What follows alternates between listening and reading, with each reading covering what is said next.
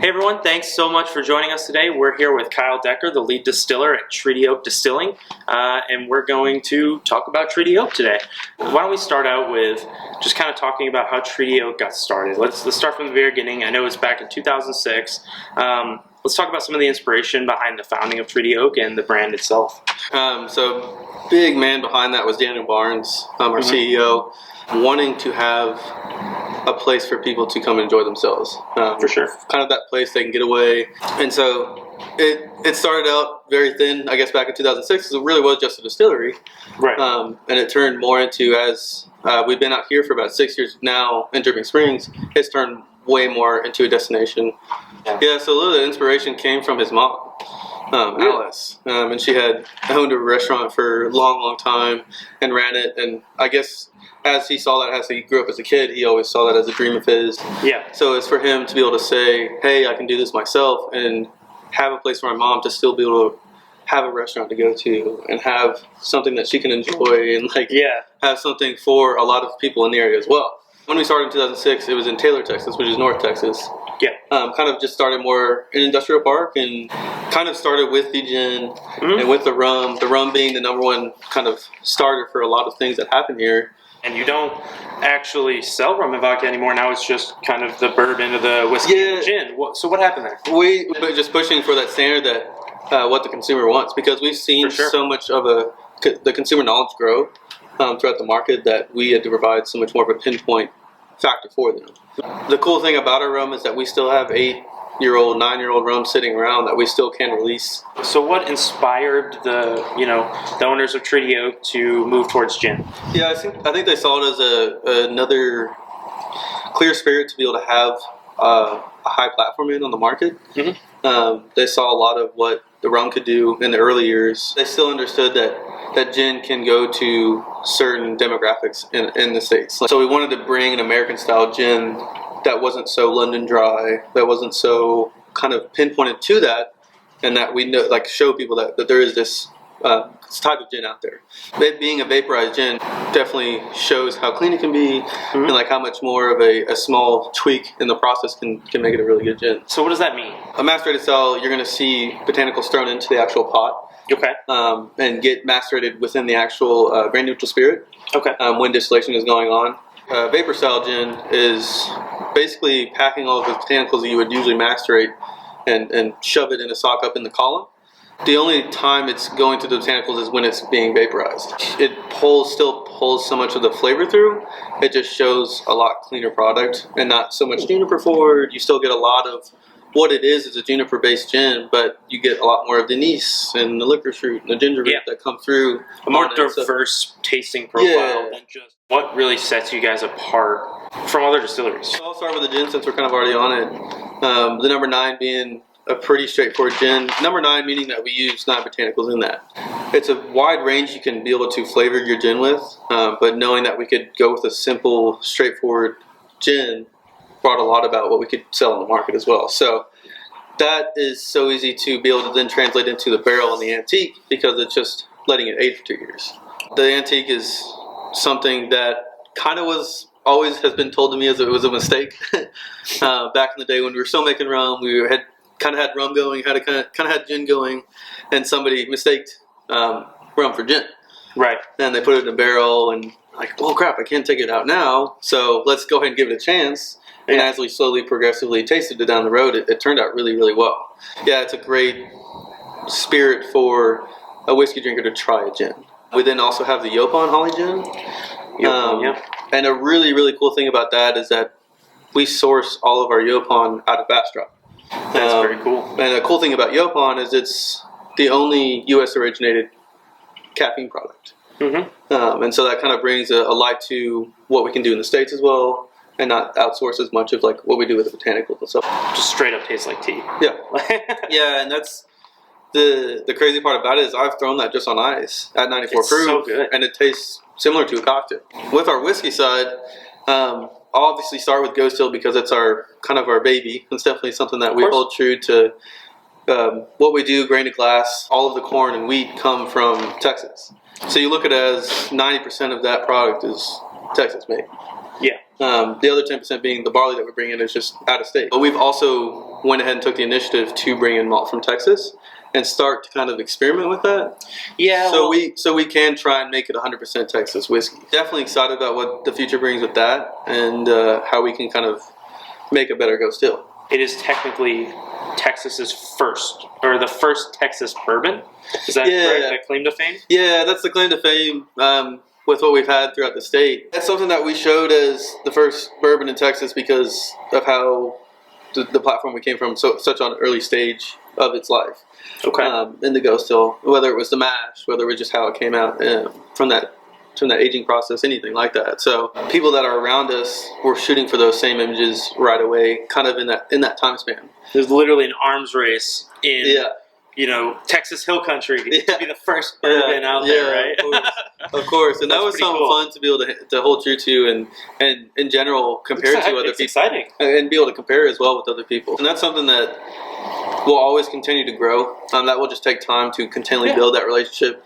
I guess one of the cooler things when I went to Kentucky and was able to see that part of it and see how much of 200 plus years has done for connections, and just be able to be kind of in the same industry and intertwine with each other it goes a long way because it betters everybody.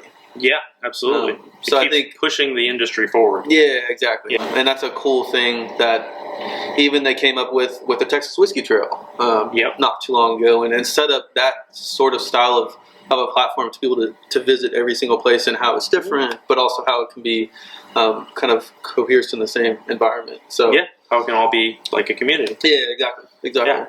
Going into our red-handed, that came on well before our Go Still, probably a couple of years, and it just showed us how it gave us a great platform to practice our blending process. Okay. But with the red-handed, it creates a great platform for what a Kentucky bourbon is and how much of a difference it is to a wheated bourbon like Go Still is. With those Kentuckys being a huge difference in about 70% corn, and you see our Go Still right around 57% corn. Okay. So it's a huge difference in the process that's going about it, but also those bourbons coming from Kentucky are also a little more rye forward.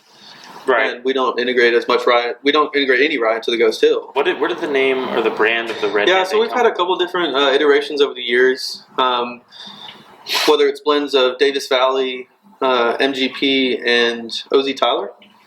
We'll usually do 2 of those just together. Okay. But it's kind of been, over the years, different iterations of that. Okay. And that's kind of been the fun part of that as well, is being able to work with different whiskeys. Yeah. And blend those together. And so it shows a little bit more of, I guess, of our palate and what we like, because we're bringing that in. So for sure. Because that definitely does have a big play into it, is that we go about the process of seeing what we like first to then be able to provide that to the customer as well. And so the cool thing with that as well is the next whiskey is our rye whiskey that we actually source out of Shinley Distillery in Canada. I think it's Alberta, Canada is where it's actually located out of.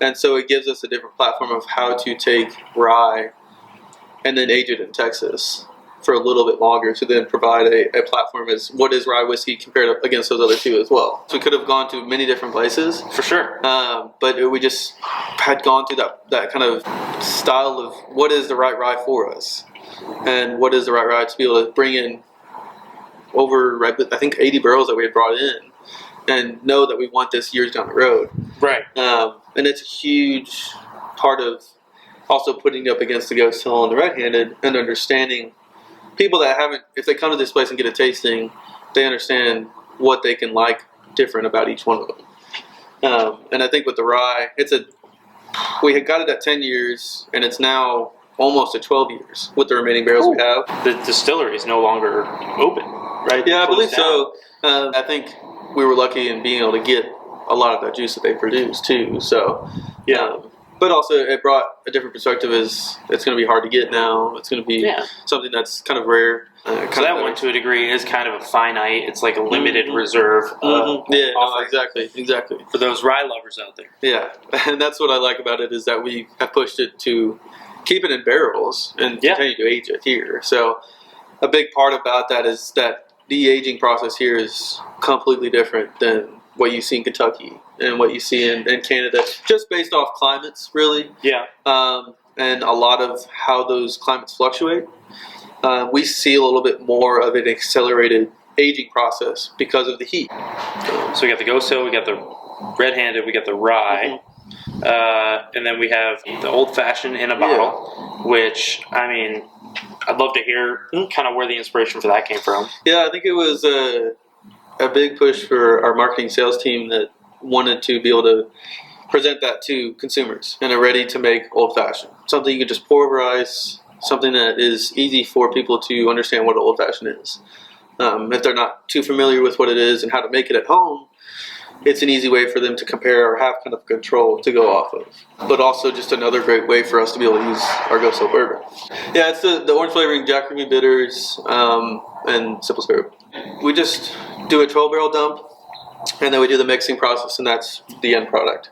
Right. So we don't actually extend the aging process. It's like a week or something small, right? But yeah, it's something that the age of the barrel shows in what the Ghost will be done. For sure. So yeah. Kind of lets it all mix and sit together. Yeah, exactly. Yeah, that's pretty cool. I mean, that's definitely different. I've yet to come across that at the distillery where they that was something that we had time during COVID and during downtime to not be in full production, that we can say, hey, what can we do that is going to open up our Ghost Hill in a different way?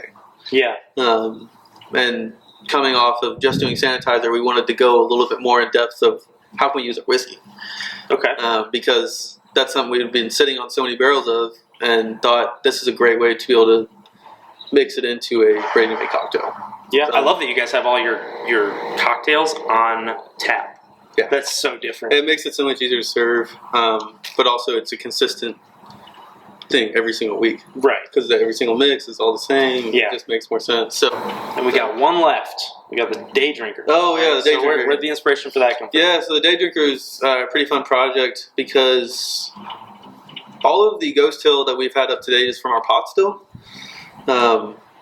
The Day Drinker is our kind of start of what the column juice is. Okay. So when we got the continuous column still in January of 2019, we looked into what can a young whiskey taste like coming off the column. Okay. Kind of the essence of a younger, easier to drink 80 proof we can put on the market. Hence the name of the Day Drinker. I think a lot of it, and that it shows that there still can be a whiskey that's only about a year old that still tastes really good. Okay. And that is, for some people, going against the rules, and it's kind of against what are you doing? Like, you should be aging that stuff longer. And not that we saw it that way. It was just more of how can we put the column juice in people's hands and understand that it can be good at this age. Right. As well. So and that there's sentiment to that too, because there's this huge population of people that are trying to understand it and trying to be a part of it. There's the significant others who aren't big whiskey drinkers but want to break into that world because they love their partner, right? And so that's a pretty cool perspective to take, because you're not making yourself essentially a purist. You're really catering to multiple markets. Yeah. Right? No, exactly. And it was a good way for us to be able to know what the column juice is going to be like at 2 years. For sure. Because that's what we're getting towards, is all of our Ghost Hills eventually going to be column juice. Right. And something that comes off as a much cleaner product. And so to be able to put that on the market a little bit sooner than what we can say is a 2-year bourbon was cool to be able to say, hey, this is what's coming up. Yeah, we were kind of lucky with getting the wine license too, because it gave us another kind of demographic that we could bring in. Community-wise, do you guys do anything specific or have any events that you give back that might be worth mentioning? This is kind of one of the bigger wedding venues in Texas. This, I guess, Dripping Springs in general has become more of that, and giving people a space to have a reception or that style of event when they are so uncomfortable with other places. Right. Has been a slight advantage that we've had for the community, but also having fundraisers and having ways to be able to raise money for certain efforts towards the community. We basically made this place into like a grocery store at one point. We worked with US Foods to be able to bring in plenty of product to be able to have a market for people to reach out and say, hey, I don't feel comfortable going all the way down the road. And we gave them a much better platform to be able to say, hey, this is a safe way to get what I need, and it be a pickup service in that sense. Right. That was one of the bigger ones we had definitely hit on. And it showed a true loyalty to how the community is with us. Yeah. And that definitely helped to know that we were like a big part of this community. And it kind of runs in line with the hand sanitizer and how we were able to produce that and make that available for the community. Right. It definitely showed kind of the support we can bring in, but also the support we can give people. But I believe for every barrel that we can't use, we plant a tree. Oh, awesome.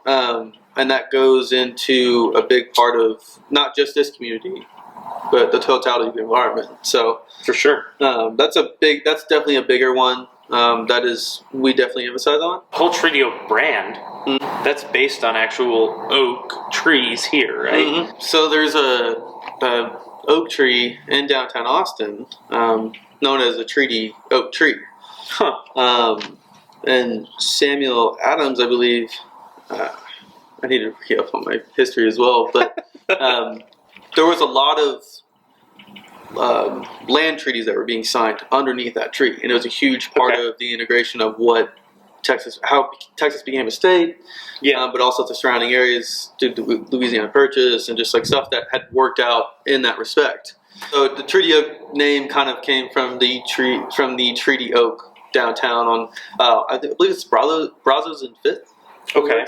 So very cool. Yeah, I have to go check it out sometime. I don't know why I can't remember that. Some historical figure. Yeah. It's That's why I hate being so like incoherent, because it's important. It really was important. Yeah. It was a big part of the city of Austin and this how it changed just in general communications through just treaties and signing those and having a certain basis of what we are. It's kind of a cool thing to pinpoint. Before Austin was named Austin, it was Waterloo. Really? Okay, I wasn't aware of that. And so that's where you see the Waterloo number 9. That's where you see the Waterloo Antique Gin. So you see the little bit of the integration of where that came from and what the history of Austin is. How do you guys continually develop in terms of, reducing your environmental impact? Yeah, we are one of those kind of bigger factors that do use a lot of energy. So we've gone about it in the best way possible that we can sustain a lot of what we do with ourselves here.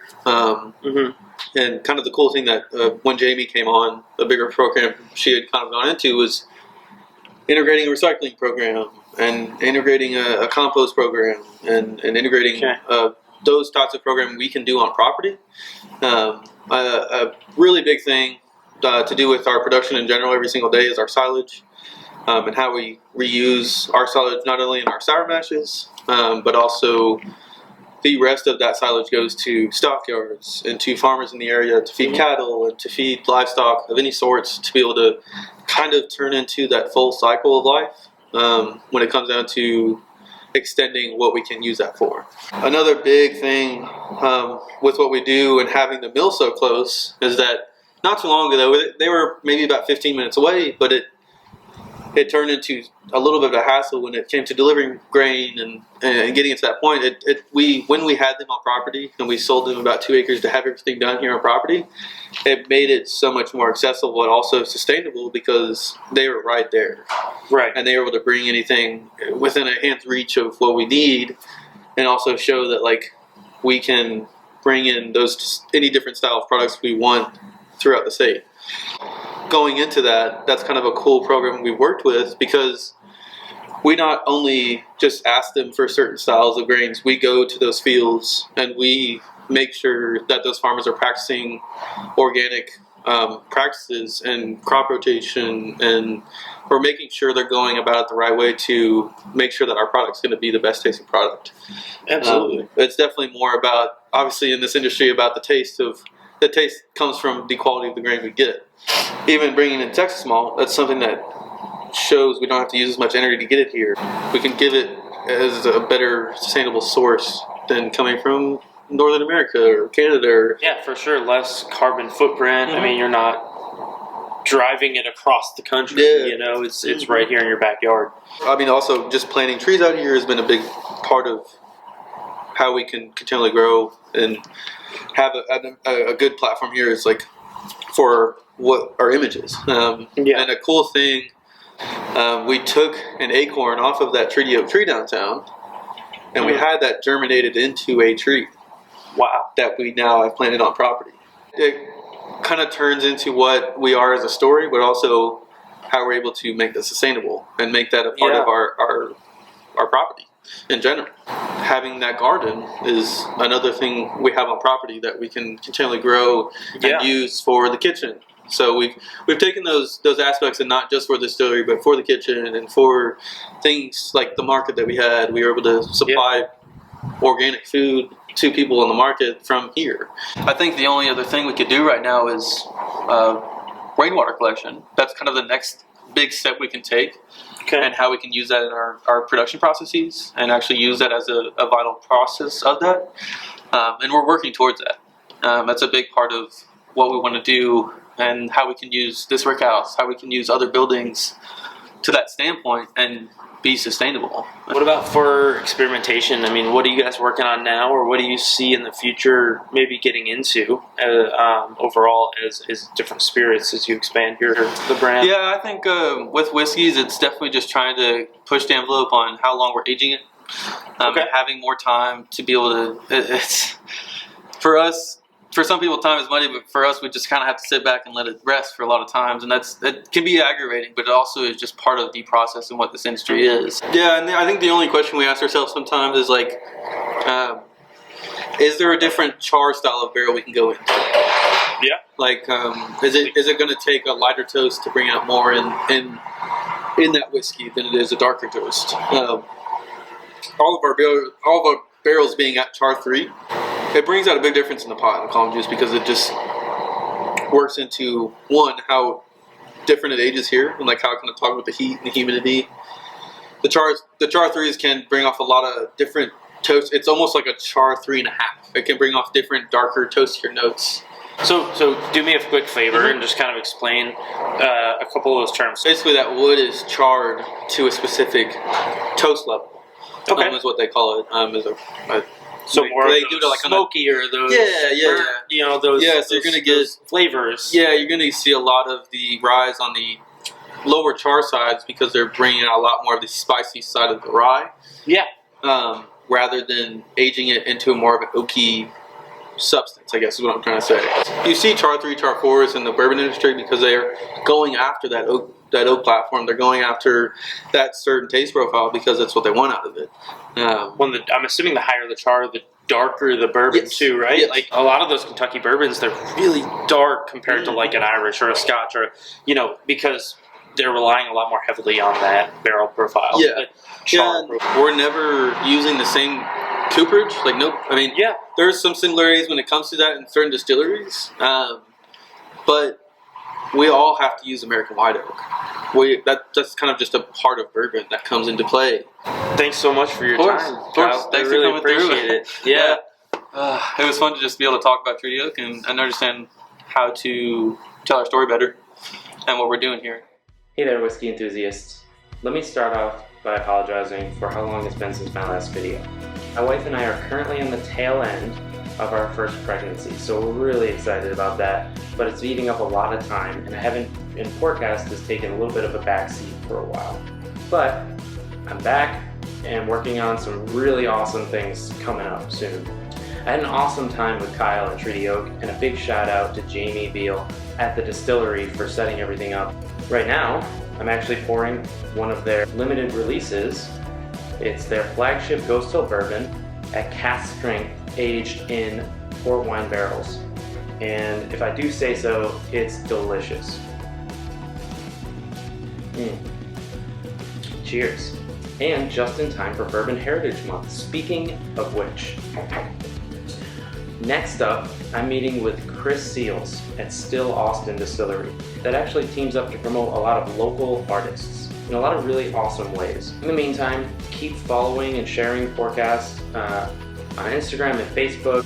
Let's keep getting the name out there and keep sharing the stories behind all these awesome bottles. And as always, keep pouring.